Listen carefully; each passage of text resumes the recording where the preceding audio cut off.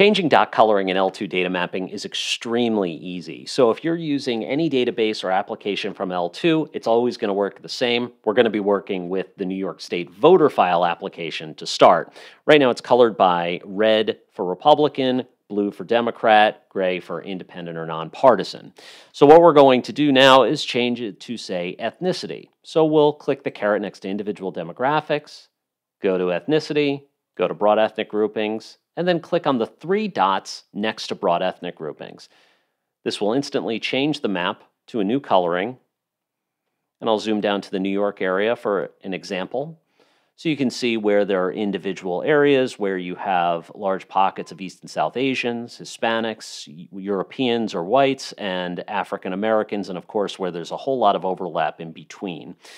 You can also zoom back out, and you can do this with anything that has a color scale. Now, of course, if you want to go back to political party and you're having a hard time finding that, you can simply go to Reset, Reset Visuals, and it's going to recenter the state application and turn you back to red for Republican, blue for Democrat.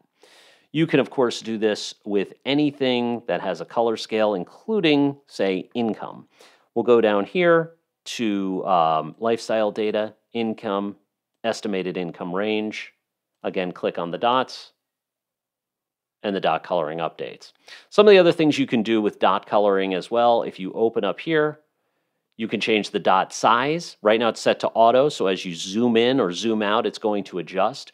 You can actually set it and change the size, make it much larger or smaller. Obviously, it's going to get kind of clumpy when you go rather large. I'm going to go back to 1 and reset it to smaller. Or just auto, and it'll go back. And then, of course, you can change the transparency, which currently is set at 0, meaning it's going to be 100% covering everything that's underneath the map when there's a dot there. But if, say, we did it to 75%, you can see the dots get far lighter, and you can see a lot more of the map. And that's how to use the dot visualization within L2.